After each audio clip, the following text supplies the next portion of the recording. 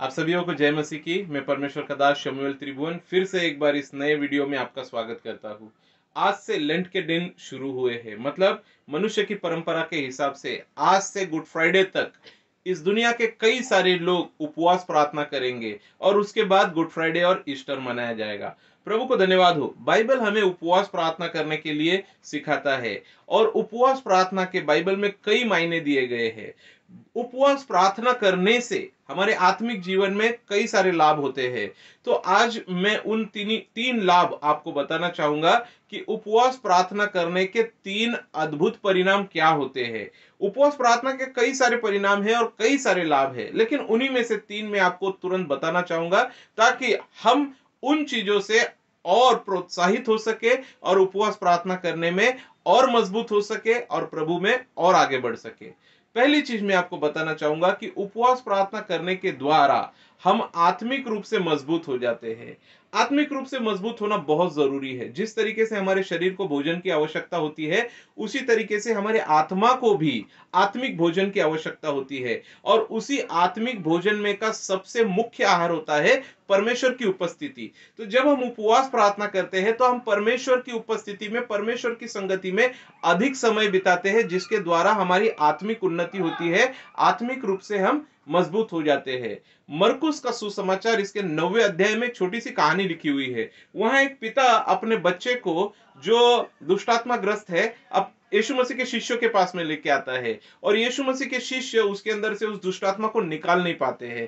तब ऐसा होता है कि वो आदमी उस बच्चे को यीशु मसीह के पास में लेके आता है और वो कंप्लेंट करता है कि आपके शिष्य तो इसके अंदर से दुष्टात्मा नहीं निकाल पाए।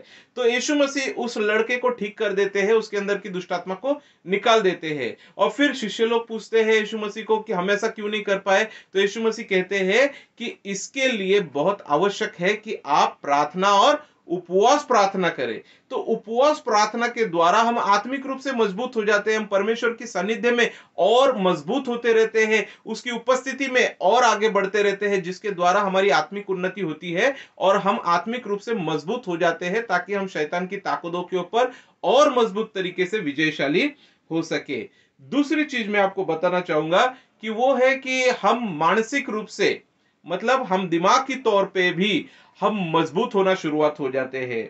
एस्तेर की पुस्तक को अगर आप देखेंगे तो आपको पता चलेगा कि वहां एस्तेर और उसके लोगों को, यहूदी लोगों को मारने के लिए हामान ने योजना बनाई है। और जब हामान ने योजना बनाई है कि वो यहूदी लोगों को खत्म कर दे, तब ऐसा होता है कि जब एस्तेर का भाई एस्तेर को आके बताता है कि ऐसी ऐसी सारी चीजें हो रही है और तू उसके अंदर क्या करना चाहेगी, तो एस्तेर रानी होने के बावजूद कुछ कर नहीं पा रही है। और फिर ऐसा होता है कि ठीक है, वो कहती है मैं 3 दिन उपवास प्रार्थना करूंगी, आप भी मेरे लिए उपवास प्रार्थना करना और मैं राजा के पास में जाऊंगी। भले इसके अंदर खतरा है, लेकिन फिर भी मैं उपवास प्रार्थना करके खुद को परमेश्वर के हाथों के नीचे नम्र करूंगी और उस राजा के पास में जाऊंगी और बात करूंगी।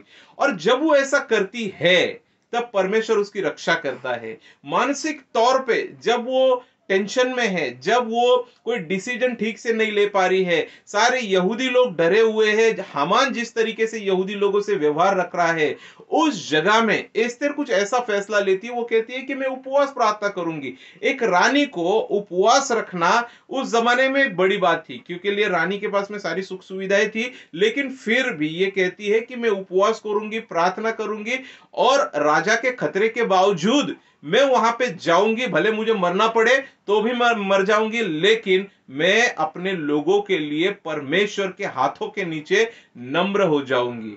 और हम देखते हैं कि उपवास प्रार्थना ठीक यही चीज हमारे जीवन में करता है। जब लोग उपवास करते हैं तो वो अपने आप को परमेश्वर के हाथों के नीचे नम्र बना देते हैं, लीन बना देते हैं। जब भी आप देखेंगे उपवास को पश्चाताप के साथ में जोड़ा गया है, चाहे वो निन्वे की बात हो, निन्वे नगर के लोगों की बात हो या फिर दाऊद की बात हो।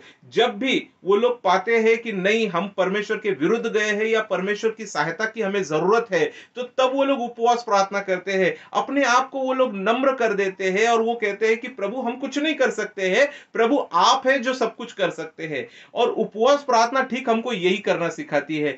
हम परमेश्वर के हाथों के नीचे नम्र हो जाते हैं और परमेश्वर को ऊंचा उठाते हैं और हम कहते हैं कि प्रभु इस सिचुएशन में मेरा कुछ नहीं चल पा रहा है, आप मुझको मदद कीजिए। मैं यहाँ निराश हूं, आप मुझे आशा दिलाइए। मैं यहाँ परेशानी में हूं, आप मुझे इस परेशानी के लिए छुटकारा दीजिए। और फिर उपवास प्रार्थना के द्वारा हम जब खुद को नम्र करते हैं और परमेश्वर को ऊंचा उठाते हैं और परमेश्वर के हाथों में चीजों को सौंप देते हैं, तब ऐसा होता है कि परमेश्वर अद्भुत रीति से उन सारी चीजों से हमारी मतलब उन सारी चीजों से हमें छुड़ाता है, उन मुश्किलातों से, उन बीमारियों से, उन तकलीफों से, या फिर कोई भी परिस्थिति हो जिसके लिए हम परमेश्वर के पास में गए हैं, परमेश्वर निश्चित रूप से उसका जवाब देता है। तो मानसिक रूप से भी ये हमें मजबूत करता है। तीसरी चीज मैं आपको बताना चाहूंगा, फिजिकली मतलब शारीरिक रूप से भी उपवास आपको मदद करता है, आपको स्ट्रांग बनाता है, बहुत आवश्यक है। आज मेडिकल साइंस में उपवास के कई मायने आपको बताए जाते हैं। यहां तक कि इंटरमिटेंट फास्टिंग के बारे में तो आजकल बहुत सारी चीजें बताई जाती है कि अगर आप एक स्पेसिफिक पीरियड के लिए अगर आप खाना बंद कर देते हैं तो इससे आपके शरीर के ऊपर बहुत पॉजिटिव प्रभाव गिरते हैं। यहां तक कि ऐसा कहा जाता है कि जो आपकी लाइफस्टाइल डिजीजेस है, इंटरमिटेंट फास्टिंग के द्वारा आपकी लाइफस्टाइल डिजीजेस भी रिवर्स हो सकती है।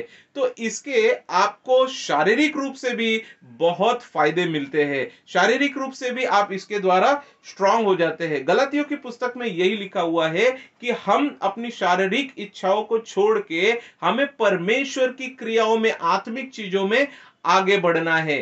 तो हम उपवास के द्वारा क्या करते हैं, हम उपवास का सीधा मतलब होता है कि हम अन्न से दूर रहते हैं, हम अन्न से परहेज करते हैं। अगर हम 3 टाइम खाना खाते हैं तो 1 टाइम हम खाना छोड़ देते हैं और हम 2 टाइम ही खाते हैं, या फिर हम 2 टाइम खाते हैं तो हम 1 टाइम का खाना छोड़ देते हैं, 1 ही टाइम में खाते हैं। तो इसको उपवास कहा गया है। मतलब शरीर को जिस ईंधन की जरूरत होती है उस ईंधन को हम उस दिन के लिए कम कर देते हैं और परमेश्वर के पास में जाके हमारे शरीर और मजबूत हो जाते हैं। भले हमको शारीरिक रूप से ईंधन ना मिले, लेकिन हमारे शरीर जब परमेश्वर की उपस्थिति में खड़े होते हैं, निश्चित रूप से इसका फायदा हमारे शरीर को भी मिलता है। तो इसके 3 फायदे मैंने आपको बताए, आत्मिक रूप से, मानसिक रूप से और शारीरिक रूप से। उपवास के बहुत फायदे होते हैं, लेकिन ये 3 अद्भुत परिणाम हमारे जीवन में होते हैं जिसके द्वारा परमेश्वर हमको बहुत सारी आशीषें दे।